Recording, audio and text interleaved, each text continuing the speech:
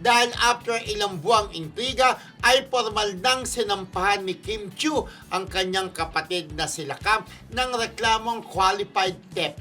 Say kasi ng legal counsel niya, nasilip nila na may nawawalang pera sa negosyong hawak ng magkapatid na hindi na idintalye pa kung magkano. Oo, parang dun sa negosyo, 'di ba? Oo, dun sa negosyo Kuya Romel ay mayroong parang posisyon. Siyempre yung Lakam. sister niya, alam naman natin si Lakam na eto pala, medyo nalulungkot din tayo sa totoo lang, lalo na 'di ba? Naintindihan ko din si Rodel, lalo na pagkapamilya ang usapin. Correct. 'Di ba, lalo na May nakahantong. sinabi na ba ako? Oo, hindi. Ay, sa Hindi, kwentuhan lahat natin. in Sa general, kwentuhan natin, hindi oo. lang kay Kim ha. In general talaga, pagka magkakapatid ang involved o Mag-ina, mag-ina, mag-ama. mag-ama, or sa pagpinsan, nakakalungkot yun, kuya. Kasi alam naman natin, bago to nangyari, nagkaroon ng issue talaga sa pagitan nilang magkapatid tungkol nga ito sa pera.